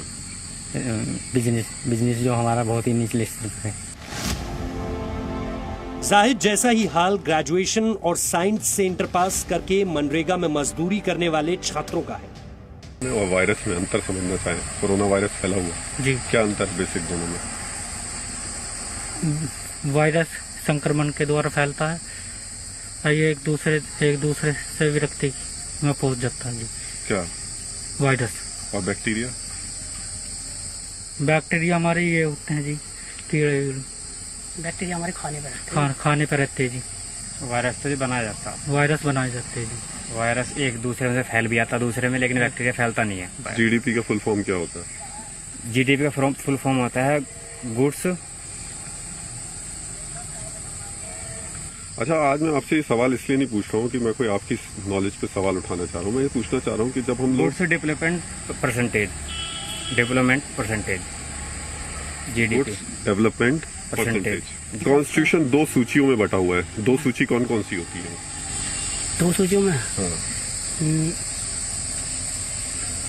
कंफर्म नहीं है। 2019 में आई एक रिपोर्ट के मुताबिक ग्रेजुएशन करने वाले 20 में से 11 युवा ग्रेजुएशन की योग्यता वाली किसी भी नौकरी के काबिल नहीं होते। अगर बीबीए और एमए पास लोगों के फावड़ा चलाने की तस्वीरें दुखद हैं, तो बड़ी बड़ी डिग्री होने के बावजूद अपने लिए नौकरी की सही एप्लीकेशन तक न लिख पाना और भी अफसोसजनक है। हमने इनसे जब सरकार को नौकरी के लिए एप्लीकेशन लिखने को कहा तो एमए की पढ़ाई करने वाले व्यक्ति इंटर पास की एप्लीकेशन की नकल करने पर मजबूर दिखा। बताना चाहता हूँ, देखो मैं वर्तमान में बेरोजगार हूँ। लेकिन इसमें दोष जाहिद या पढ़ लिख कर फावड़ा चलाने वालों का नहीं है, बल्कि उस सिस्टम का है जिसने इन्हें कागज की डिग्री तो दे दी, लेकिन इस डिग्री में ना तो भविष्य की बुनियाद है और न ही उस इच्छा शक्ति की झलक जिसके दम पर भारत को शक्तिशाली और आत्मनिर्भर बनाने की तैयारी हो रही है। जब तक इस तरह चिराग तले अंधेरा रहेगा, तब तक भारत के उज्जवल भविष्य का निर्माण करना मुश्किल होगा। लॉन्ग टर्म में, लंबे भविष्य के लिए, बेहतर भविष्य के लिए अगर ऐसी योजनाएं तैयार नहीं की गई जिसमें हम अपने नौजवानों को स्किल्स के साथ में डेवलप करें, उनको छोटे छोटे रोजगार के तौर पर आत्मनिर्भर बनाने की कोशिश करें, अगर हम नहीं करते तो यकीन मानिए कोरोना की महामारी का संकट अभी है, हो सकता है ये महामारी साल भर में खत्म हो जाए, लेकिन ये जो महामारी है, ये जो आपको अभी ये फावड़ों के तौर पर दिखाई दे रही है, रोजगार की शक्ल में, बेरोजगारी की शक्ल में जो महामारी दिख रही है, ये उतनी जल्दी खत्म होने वाली नहीं है। और ये संकट बहुत बड़ा संकट होगा, बहुत गहरा संकट होगा, जिसका कोई वैक्सीन नहीं बन पाएगा। कैमरामैन धीरेन्द्र के साथ राहुल सिन्हा, जी मीडिया, बुलंदशहर। तो अब ग्राउंड रिपोर्ट्स का सिलसिला जी न्यूज पर शुरू हो चुका है और अब आपको आने वाले समय में ऐसी और बहुत सारी ग्राउंड रिपोर्ट्स देखने को मिलेंगी जहां से आपको आपके देश की सच्चाई के बारे में पता चलेगा। यहां पर हम 4 मिनट का छोटा सा ब्रेक ले रहे हैं। इस 4 मिनट के बाद हम आपको भविष्य के उन योद्धाओं से मिलवाएंगे जो कल इंडियन मिलिट्री एकेडमी यानी IMA से पास आउट होकर देश की सेना का हिस्सा बन जाएंगे। ये एक बहुत गर्व करने वाला दिन होता है।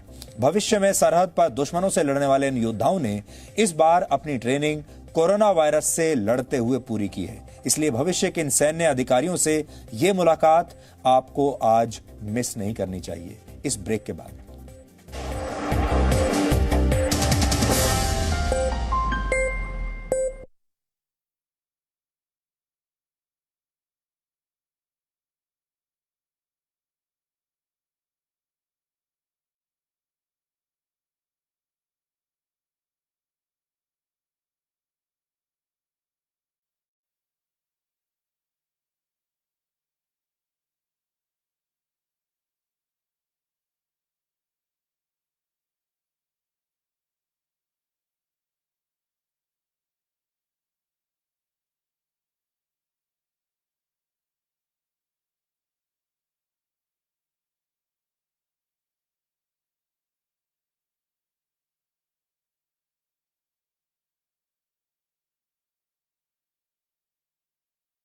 कर लें, दूसरा मत करिए, तय नहीं करिए। दूसरा नहीं पूरा कर ले तब तक तीसरा मत करिए। तो वन एट ए टाइम रखेंगे, फोकस रहेंगे, कोई चीज़ सताएगी नहीं, फेल्योर का दर्द नहीं सताएगा, डर नहीं सताएगा, कुछ नहीं सताएगा। और साथ में एक चीज़ और ज़िंदगी में याद रखें, जब हम कोई भी काम सामाजिक नियमों के विपरीत, विरोध में या अपने खुद के विश्वास के विरोध में करते हो, मेरी एक अपनी वैल्यू सिस्टम है, हर व्यक्ति का, हर परिवार का, हर समाज का एक अपना अपना वैल्यू सिस्टम रहता है। जब आप उसकी सीमा को लांघते हैं या उसको तोड़ते हैं तो आपको खुद को पता लगता है कि मैं गलत रास्ते पे जा रहा हूं या जा रही हूं। और अगर जब आप उस सीमा को लांघ के गलत रास्ते पे चलते हैं, तब that not only makes you weak physically but it makes you weak mentally, spiritually, in every which manner. और जहाँ वीकनेस हुई तब क्या कहेंगे? कमज़ोर आदमी कभी कुछ नहीं कर सकता, ना खुद का भला कर सकता है, ना किसी और का भला कर सकता है। तो अपने आप को कमज़ोर नहीं करना, तो उसके लिए ये कहा कि भाई जो आपके अपने वैल्यू सिस्टम्स हैं उन पे चलिए, उनका उल्लंघन मत करिए, तो फिर भी मोटिवेशन की आवश्यकता आपको शायद नहीं पड़ेगी। So what is motive? Motive का डिक्शनरी मीनिंग तो शायद सबको पता होगा। कोई बात बताना चाहेंगे आप? Sir, strong determination towards your goal, reason to do a particular task, यही है motive. And then second part which is action, motivation, that is action. Our desire, our needs, what we want to do, what is our aim in life, और उसको पूरा करने के लिए then you take an action। ये दोनों का motive plus action means motivation। So that's a simple meaning of it। कई बार अपने लिए बड़ा हाई गोल रख लेते हैं सामने कि मैं ये वीक में ये करूँगी, अगले महीने ये करूँगी, उसके बाद ये करेंगे, इस साल में ये करेंगे, और किसी न किसी कारण से जब वो पूरा नहीं होता है तो फिर क्या हालत होती है? अगेन डिसअपॉइंटमेंट होगी, कुछ और होगी। उस समय में आपको फिर कोई ना कोई मोटिवेशन चाहिए टू कम बैक। तब आप ढूंढते हैं, किसी न किसी की किताब पढ़ेंगे, किसी की बात सुनेंगे, कहीं किसी दोस्त से बात करेंगे कि भैया मेरे को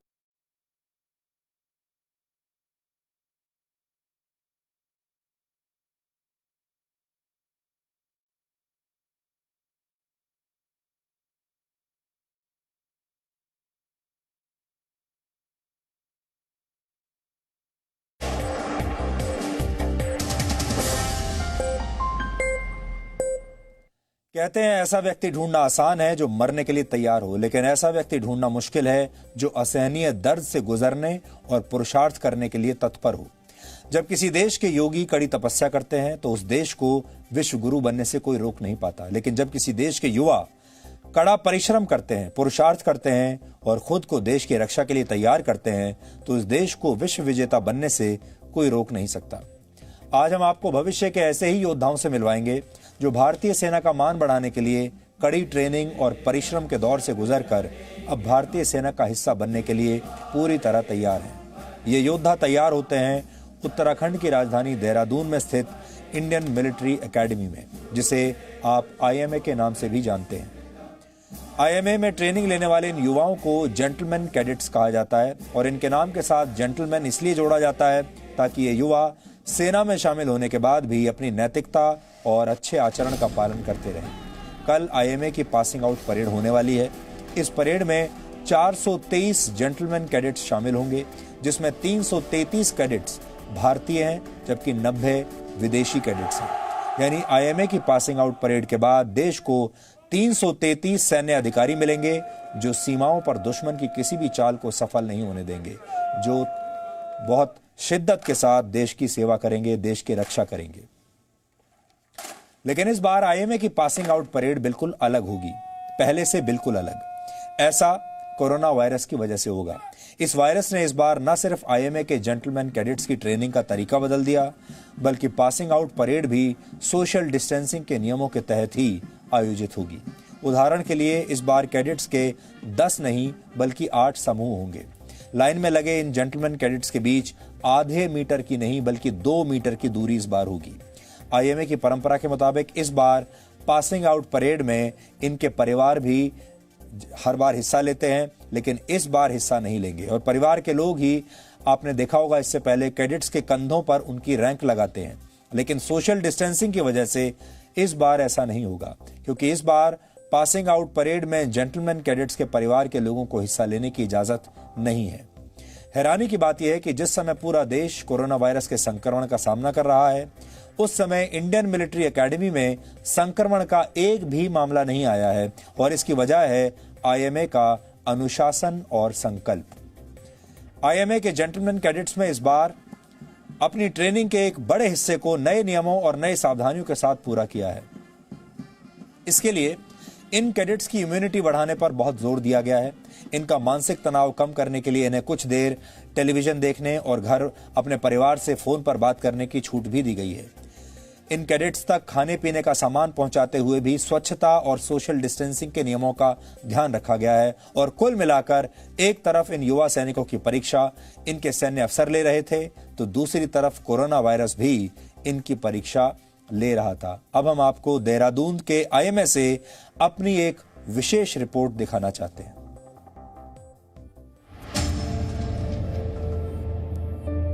Bear true faith and allegiance to the Constitution of India as by law established, and that I will, as in duty bound, honestly and faithfully serve in the regular army to the newly commissioned officers.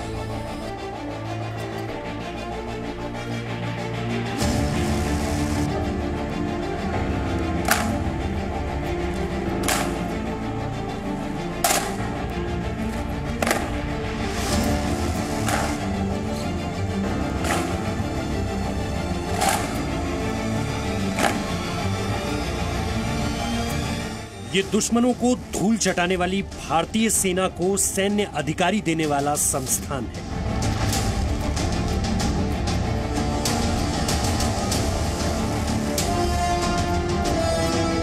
आधुनिक हथियारों और तकनीक से नहीं, चीन हमारे इन सैन्य अधिकारियों के शौर्य से करता है।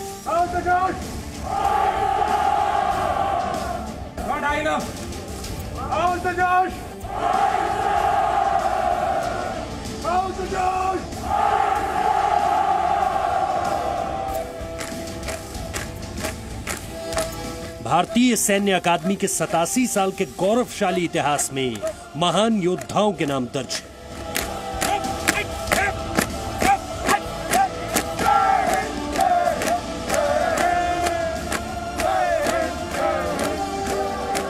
नाइनटीन 32 से जो ट्रेनिंग जो है यहाँ पर शुरू हुई, फर्स्ट कोर्स भी यहीं से पास आउट हुआ, जिसके अंदर की फर्स्ट कोर्स के अंदर में फील्ड मार्शल सैम मानेकशॉ थे। इसके अंदर बर्मा के भी चीफ बने हैं, वो इसी के अंदर में से थे। पाकिस्तान आर्मी के भी जो चीफ बने जनरल मूसा, वो सब फर्स्ट कोर्स के थे। यहाँ से निकले सैन्य अधिकारी अपनी देश की आन बान और शान के लिए बलिदान में कभी पीछे नहीं हटते। भारतीय सेना के बढ़ते कदम आज तक कोई नहीं रोक सका है। देश पर एक वायरस का अटैक हुआ, देश में सब कुछ बंद हो गया, लेकिन उस दौर में भी भारत के योद्धाओं को तैयार करने वाली पाठशाला यानी भारतीय सैन्य अकादमी नहीं रुकी।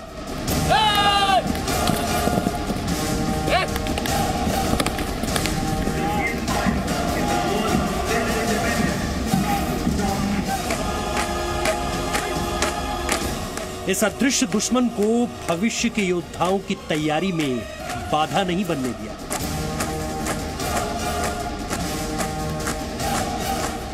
कोरोना काल में जब पूरी दुनिया थम गई, तब भी एक काम ऐसा था जो रुक नहीं सकता था, और वो काम था सेना की तैयारी। इंडियन मिलिट्री एकेडमी ने अपनी ट्रेनिंग जारी रखी, क्योंकि सरहदों को जरूरत थी योद्धाओं की। इस बार 13 जून को जब इन जेंटलमैन कैडेट्स की पासिंग आउट परेड होगी तो कोरोना की वजह से बहुत कुछ बदला नजर आएगा। इस तरह की असाधारण जो कोविड की सिचुएशन थी वो कभी नहीं हुई। वो फर्स्ट टाइम थी, कंट्री में ही नहीं विश्व भर में ये थी, और उसका जो असर था वो हर जगह पे आया, देश पे आया, राज्य पे आया और हमारे एकेडमी के ऊपर भी आया। तो इसलिए सबसे पहले तो जो एडवाइजरीज थी, गवर्नमेंट के निर्देश थे और जो बेस्ट प्रैक्टिसेस सब फॉलो कर रहे थे वो हमने फॉलो कर। जब कोरोना का खतरा बढ़ा उस वक्त 1200 से ज्यादा जेंटलमैन कैडेट्स भारतीय सैन्य अकादमी में मौजूद थे। चुनौती बड़ी थी। यहाँ पर जो है एडमिनिस्ट्रेशन के लिए लोग बाहर से आते हैं, अमूमन सिविल लोग हैं यहाँ पर, लेकिन हमने उनको मोटिवेट किया और बहुत खुशी है, मुझे खुशी है ये बताते हुए कि वो बिल्कुल अच्छे तरह से उन्होंने बोला कि हम अंदर ही रहने को तैयार हैं ताकि बाहर का कांटेक्ट ना रहे। भारतीय सेना का अनुशासन ही उसे दुनिया की सर्वश्रेष्ठ सेना बनाता है। इस कड़े अनुशासन का ही नतीजा था कि जिस जगह पर 1200 से ज्यादा जेंटलमैन कैडेट्स की ट्रेनिंग हुई वहां पर कोई भी कोरोना संक्रमित नहीं हुआ। इस बार जेंटलमैन कैडेट्स की परीक्षा और कड़ी थी क्योंकि कठिन ट्रेनिंग के दौरान उनको लगातार कोरोना के संक्रमण से बचने के लिए मास्क भी पहनकर रखना था। ट्रेनिंग को मॉडिफाई करना पड़ा। कई चीज़ों एक्सरसाइजेज के लिए हम लोग बाहर जाते हैं क्योंकि वो बाहर पॉसिबल नहीं था, इसलिए सबने मिल करके सोच विचार करके उसको मॉडिफाइड करके कैंपस के अंदर ही जो एक्सरसाइजेज हैं वो करी, और जो रन है, फिजिकल टफनिंग है, वो भी हमने अंदर ही उनको किया गया। ट्रेनिंग के दौरान कोरोना काल की वजह से कैडेट्स को परिवार से मिलने, घर जाने का मौका भी नहीं मिला। तो ये एक बहुत अच्छी हमारे लिए आई थिंक गर्व की बात है कि पूरे के पूरे कैडेट्स कोई भी अपने देश वापस नहीं किया, सब के सब यहाँ रहे और उन्होंने अपनी पूरी ट्रेनिंग करी। पासिंग आउट कोर्स में 90 जो हैं वो फॉरेन जेंटलमैन कैडेट्स हैं। जेंटलमैन कैडेट्स को कोरोना संक्रमण से मुक्त रखने के लिए यहाँ 3 स्तर वाली सैनिटाइजिंग टनल भी रखी गई। पासिंग आउट परेड के दिन आईएमए की 8 दशकों पुरानी एक परंपरा टूटने वाली है। इस बार कैडेट्स के परिवार उनके साथ वहां मौजूद नहीं रहेंगे। पासिंग आउट में न आ सकने वाले परिवारों के लिए जी न्यूज ने खास मुहिम चलाई है। भारत माता तेरी कसम, तेरे रक्षक रहेंगे हम, दीवारे हम बनेंगे मां, तलवारे हम बनेंगे मां, छूले तुझको है किसने दम, भारत माता तेरी कसम, तेरे रक्षक रहेंगे हम, वंदे मातरम, वंदे मातरम। हिमाचल के ऊना शहर के कैडेट विपिन की मां ने इसके लिए जी न्यूज का धन्यवाद किया। मुझे उनका बहुत बहुत थैंक है जो उन्होंने हमारी आवाज हमारे बच्चों को बजा दी है। उसके बड़ा क्या कर सकते, जी सदा के लिए चलता रहे अच्छा से ऐसा। हम देहरादून के कैडेट मृदुल के पिता से भी मिले। उनके पिता इस दौरान भावुक हो गए। तो 21 साल का हुआ तो 21 साल में मेरा ये सपना पूरा होने जा रहा है। मैं निश्चित तौर पर और दावे के साथ कह सकता हूँ कि ये सपना मृदुल रावत का नहीं, उसने मेरा ये सपना, हमारे पेरेंट्स का, मेरा स्पेशली सपना उसने पूरा किया। बिहार के सीतामढ़ी के शुभम राज की मां को बेटे से न मिल पाने का दुख तो है, लेकिन वो खुश हैं कि बेटा देश की सेवा करेगा। हमको तो बहुत इच्छा था कि जाए वहाँ पर, लेकिन नहीं जा पाए। इसके लिए थोड़ा अफसोस है, लेकिन फिर भी खुशी है कि बाबू मेरा सुरक्षित है। जम्मू के कैडेट रोहित के पिता भी सेना में रहे हैं। उनके बेटे ने परिवार की परंपरा को आगे बढ़ाया, जिससे वो खुश है। दिल तो करता है हर पेरेंट्स का कि हम बच्चों के कंधे पे इसी टाइम पर उसकी खुशियां और अपने खुशियों के साथ परिवार के साथ बांटें, लेकिन इस हालात को देखते हुए हमें खुशी है कि जैसा हो रहा है वैसा आईएमए जो ठीक करेगा और पासिंग आउट भी ठीक होगी। पंजाब के कपूरथला के कैडेट हरमन के पिता का सपना था कि वो बेटे के कंधों पर सितारे लगाएं, लेकिन कोरोना से बदले नियमों पर भी वो खुश हैं। इच्छा तो थी, लेकिन हमें कोई बुरा भी इतना ज्यादा इसलिए नहीं फील हो रहा क्योंकि वहाँ उसको ख्याल रखने वाले सभी बच्चों के ख्याल रखने वाले हैं, ऑफिसर्स हैं, and they are taking care of. हमारी मुहिम के साथ झांसी के कैंडिडेट इंजमाम अली का परिवार भी जुड़ा। बहुत काफ़ी टाइम से इसी इंतज़ार में थे कि वो पल, वो घड़ी, वो टाइम कब आएगा जब हम अपने बेटे के कंधे पे स्टार लगाएंगे। लेकिन अब ये कोरोना की वजह से नहीं जा पाए, इसका अफसोस तो है ही, लेकिन खुशी भी इस बात की है कि चलिए हम लोग नहीं पहुँचे तो वहाँ जो ऑफिसर हैं वो उस पर फूल लगाएंगे, स्टार लगाएंगे, तो हम यही समझ लें कि हम ही हैं। कोरोना ने परंपराएं बदली हैं, लेकिन वो इन जवानों का जज्बा नहीं तोड़ पाया। कोरोना ने कैंडिडेट्स के परिवारों की जिंदगी जरूर बदली है, लेकिन वो उनकी हिम्मत नहीं तोड़ पाया। यही हिंदुस्तानी सैनिक की ताकत है, यही हिंदुस्तान की ताकत है।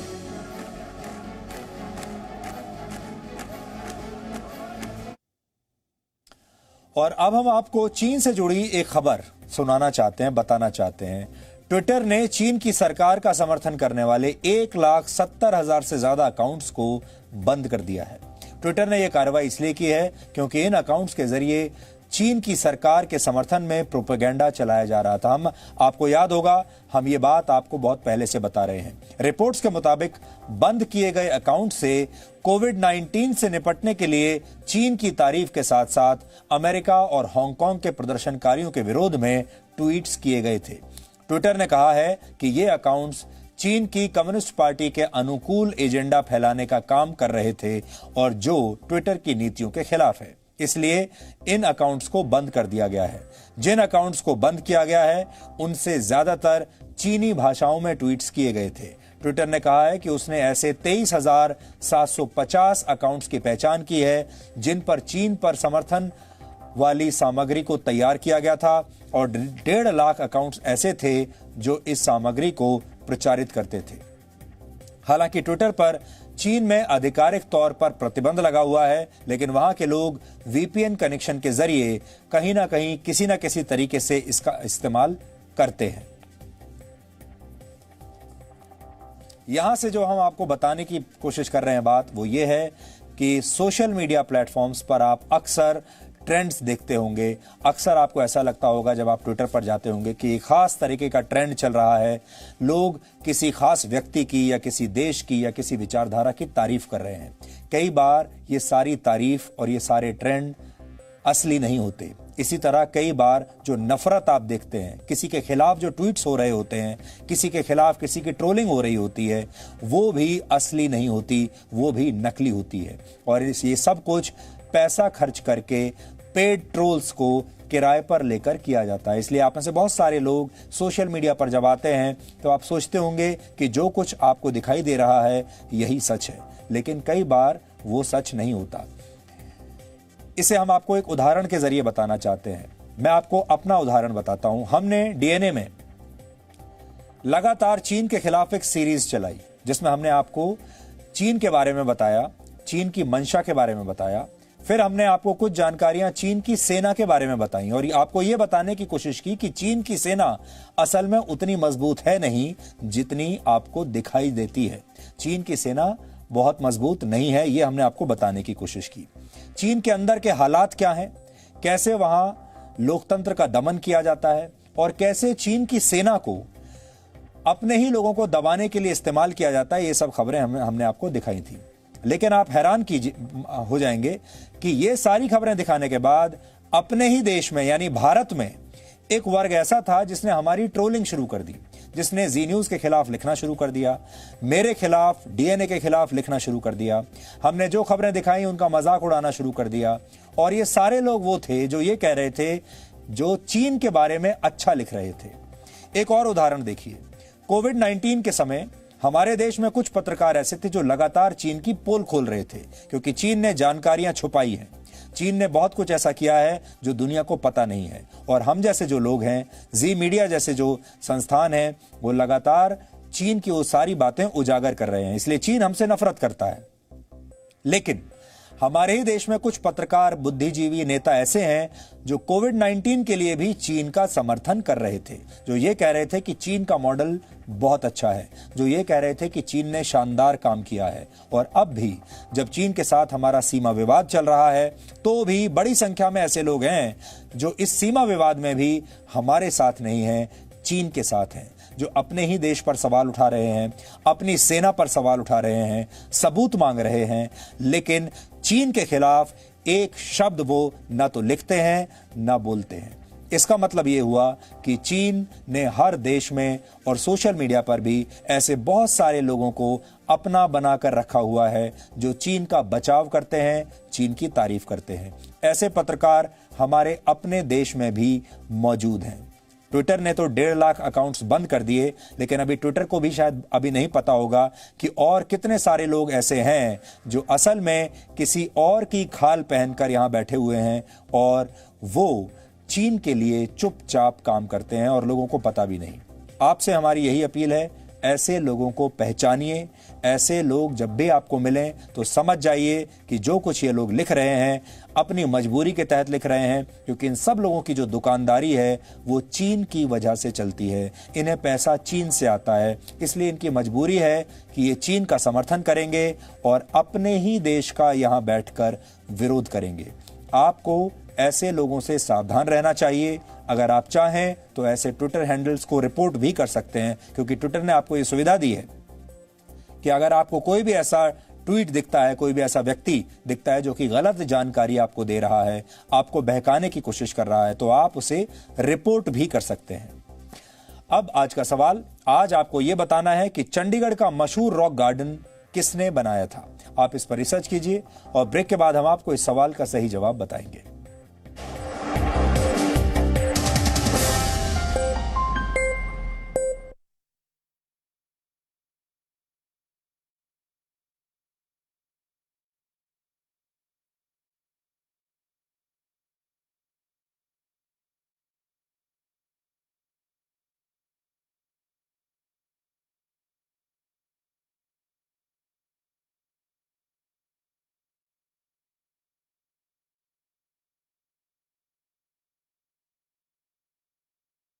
क्या कहेंगे?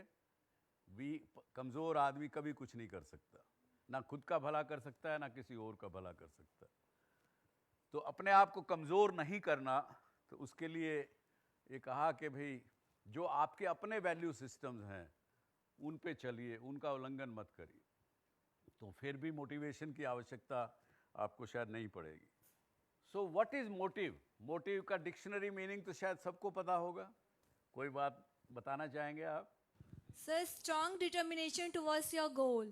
Reason to do a particular task.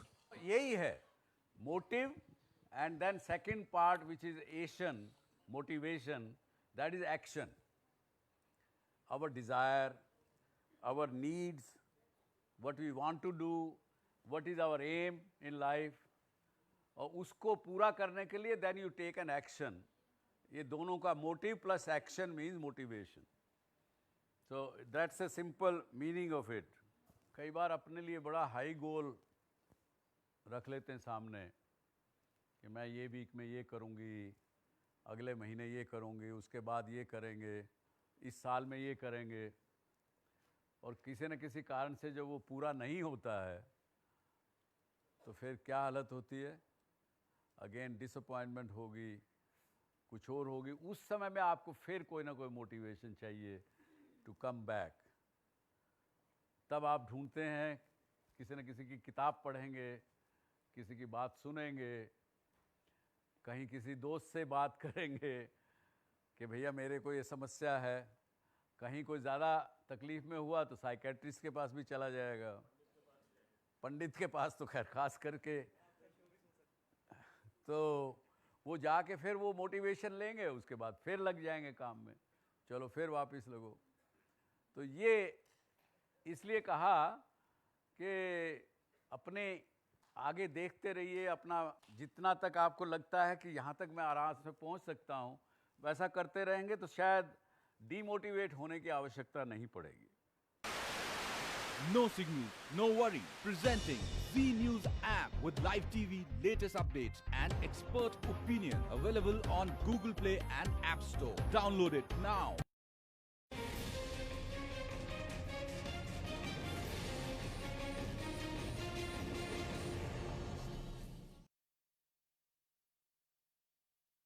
किसी ने कहा कि आई डोंट गेट डीमोटिवेटेड, तो मैंने अपनी ज़िंदगी में, मुझसे कई लोग पूछते हैं कि भाई क्या व्हाट मोटिवेटेड यू टू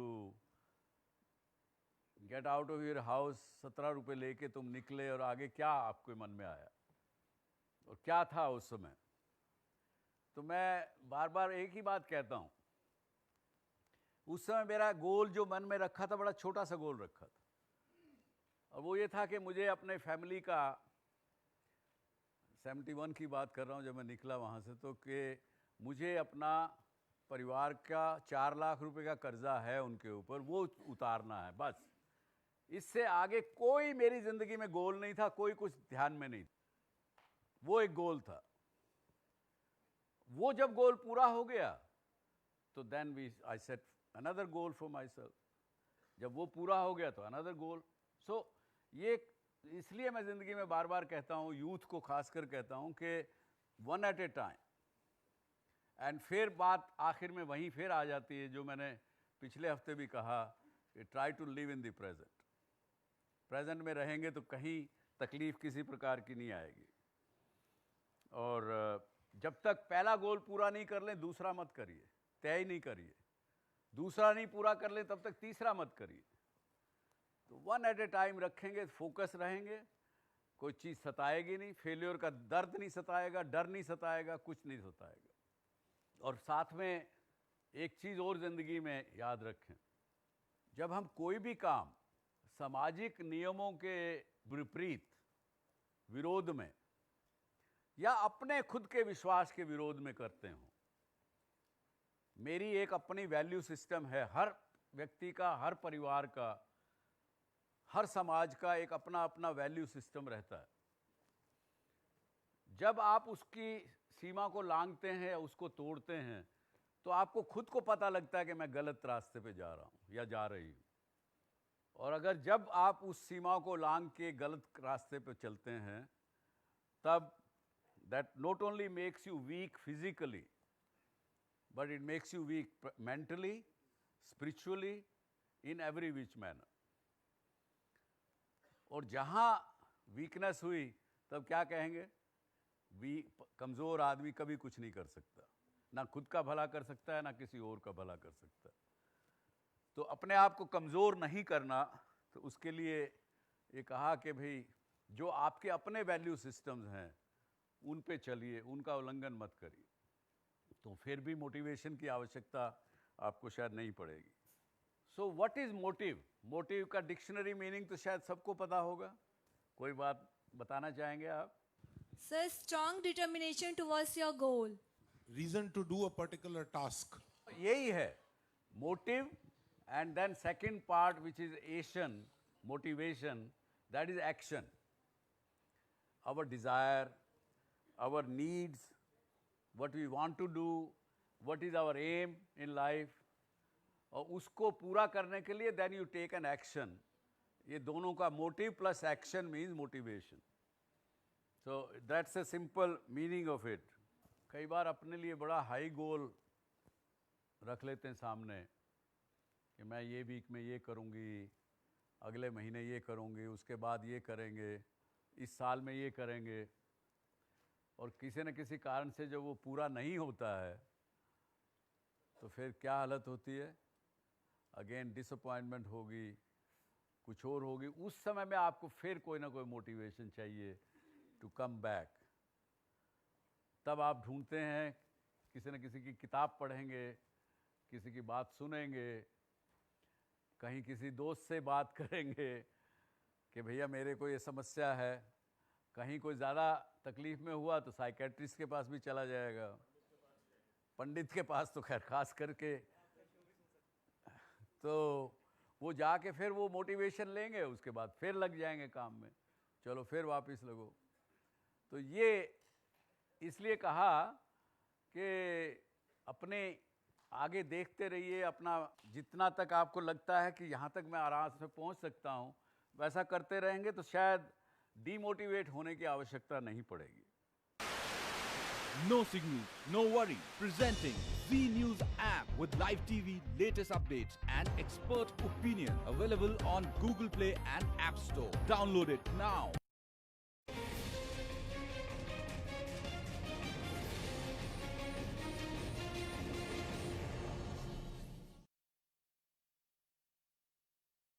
किसी ने कहा कि आई डोंट गेट डीमोटिवेटेड। तो मैंने अपनी ज़िंदगी में, मुझसे कई लोग पूछते हैं कि भाई क्या, what motivated you to get out of your house, 17 रुपये लेके तुम निकले, और आगे क्या आपके मन में आया और क्या था उस समय? तो मैं बार बार एक ही बात कहता हूँ, उस समय मेरा गोल जो मन में रखा था, बड़ा छोटा सा गोल रखा था, और वो ये था कि मुझे अपने फैमिली का, 71 की बात कर रहा हूँ जब मैं निकला वहाँ से, तो कि मुझे अपना परिवार का 4 लाख रुपए का कर्जा है उनके ऊपर, वो उतारना है बस। इससे आगे कोई मेरी ज़िंदगी में गोल नहीं था, कोई कुछ ध्यान में नहीं। वो एक गोल था। वो जब गोल पूरा हो गया तो then I set another goal for myself. जब वो पूरा हो गया तो अनदर गोल। सो ये इसलिए मैं ज़िंदगी में बार बार कहता हूँ, यूथ को खासकर कहता हूँ कि one at a time. And फिर बात आखिर में वहीं फिर आ जाती है जो मैंने पिछले हफ्ते भी कहा कि try to live in the present. Present में रहेंगे तो कहीं तकलीफ़ किसी प्रकार की नहीं आएगी। और जब तक पहला गोल पूरा नहीं कर लें दूसरा मत करिए, तय नहीं करिए। दूसरा नहीं पूरा कर लें तब तक तीसरा मत करिए। तो वन एट ए टाइम रखेंगे, फोकस रहेंगे, कोई चीज़ सताएगी नहीं, फेलियर का दर्द नहीं सताएगा, डर नहीं सताएगा, कुछ नहीं सताएगा। और साथ में एक चीज़ और ज़िंदगी में याद रखें, जब हम कोई भी काम सामाजिक नियमों के विपरीत, विरोध में, या अपने खुद के विश्वास के विरोध में करते हो, मेरी एक अपनी वैल्यू सिस्टम है, हर व्यक्ति का, हर परिवार का, हर समाज का एक अपना अपना वैल्यू सिस्टम रहता है। जब आप उसकी सीमा को लांघते हैं या उसको तोड़ते हैं तो आपको खुद को पता लगता है कि मैं गलत रास्ते पे जा रहा हूँ या जा रही हूँ। और अगर जब आप उस सीमा को लांघ के गलत रास्ते पे चलते हैं, तब that not only makes you weak physically, but it makes you weak mentally, spiritually, in every which manner. और जहाँ वीकनेस हुई तब क्या कहेंगे? कमज़ोर आदमी कभी कुछ नहीं कर सकता, ना खुद का भला कर सकता है, ना किसी और का भला कर सकता है। तो अपने आप को कमज़ोर नहीं करना, तो उसके लिए ये कहा कि भाई जो आपके अपने वैल्यू सिस्टम्स हैं उन पे चलिए, उनका उल्लंघन मत करिए, तो फिर भी मोटिवेशन की आवश्यकता आपको शायद नहीं पड़ेगी। So what is motive? Motive का डिक्शनरी मीनिंग तो शायद सबको पता होगा। कोई बात बताना चाहेंगे आप? Sir, strong determination towards your goal. Reason to do a particular task. यही है motive, and then second part which is action, motivation, that is action. Our desire, our needs, what we want to do, what is our aim in life, और उसको पूरा करने के लिए then you take an action. ये दोनों का motive plus action means motivation. So that's a simple meaning of it. कई बार अपने लिए बड़ा हाई गोल रख लेते हैं सामने कि मैं ये वीक में ये करूँगी, अगले महीने ये करूँगी, उसके बाद ये करेंगे, इस साल में ये करेंगे, और किसी न किसी कारण से जब वो पूरा नहीं होता है तो फिर क्या हालत होती है? अगेन डिसअपॉइंटमेंट होगी, कुछ और होगी। उस समय में आपको फिर कोई ना कोई मोटिवेशन चाहिए टू कम बैक। तब आप ढूंढते हैं, किसी न किसी की किताब पढ़ेंगे, किसी की बात सुनेंगे, कहीं किसी दोस्त से बात करेंगे कि भैया मेरे को ये समस्या है,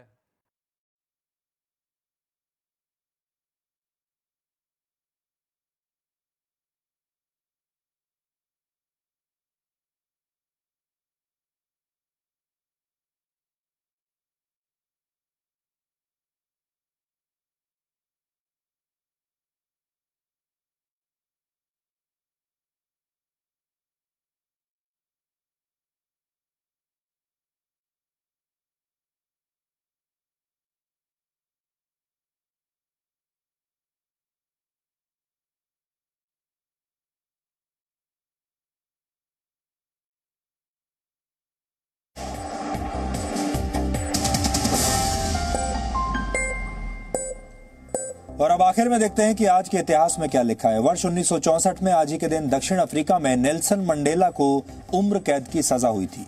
दक्षिण अफ्रीका की रंगभेदी सरकार ने मंडेला पर तख्ता पलट की साजिश का आरोप लगाकर उन्हें जेल में डाल दिया था। 27 वर्षों तक जेल में रहने के बाद वर्ष 1990 में नेल्सन मंडेला जेल से रिहा हुए और दक्षिण अफ्रीका में रंगभेद खत्म होने के बाद 10 मई 1994 को वो वहां के राष्ट्रपति बन गए। रंगभेद के खिलाफ लड़ाई के लिए नेल्सन मंडेला को 250 से भी ज्यादा पुरस्कारों से सम्मानित किया गया। इन पुरस्कारों में वर्ष 1993 में दिया गया नोबेल शांति पुरस्कार भी शामिल है और 1990 में भारत सरकार ने नेल्सन मंडेला को भारत रत्न से भी सम्मानित किया था। उन्हें यह सम्मान इसलिए दिया गया था क्योंकि दक्षिण अफ्रीका में रंगभेद के खिलाफ नेल्सन मंडेला ने वैसी ही लड़ाई लड़ी थी जैसी लड़ाई राष्ट्रपिता महात्मा गांधी ने अंग्रेजों के खिलाफ लड़ी थी। वर्ष 1975 में आज ही के दिन इलाहाबाद हाई कोर्ट ने तत्कालीन प्रधानमंत्री इंदिरा गांधी की लोकसभा चुनाव में जीत को अवैध घोषित कर दिया था। अपने फैसले में हाई कोर्ट ने कहा था कि वर्ष 1971 में इंदिरा गांधी ने गलत तरीके अपनाकर रायबरेली की चुनाव सीट से चुनाव जीता था। इंदिरा गांधी के चुनाव को विपक्ष के उम्मीदवार राजनारायण ने अदालत में चुनौती दी थी।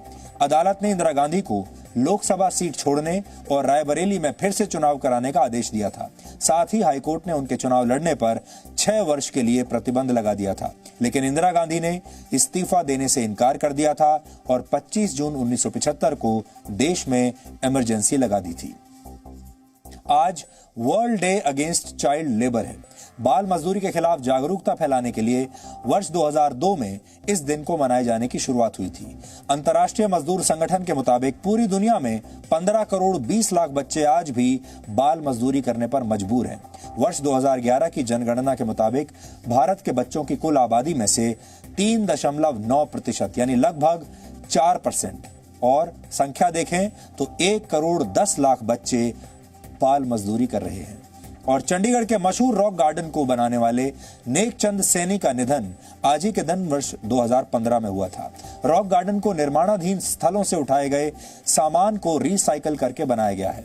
रॉक गार्डन एक निजी पहल थी, इस वजह से रॉक गार्डन को गैर कानूनी भी घोषित कर दिया गया था, लेकिन आम लोगों के समर्थन की वजह से इसका अस्तित्व आज भी बना हुआ है। तो डीएनए में आज इतना ही। अब आपसे हमारी मुलाकात होगी कल रात 9 बजे, जब हम आपको इस सप्ताह के बेहतरीन विश्लेषण दिखाएंगे। तब तक आप खुश रहिए, सुरक्षित रहिए, स्वस्थ रहिए। नमस्कार।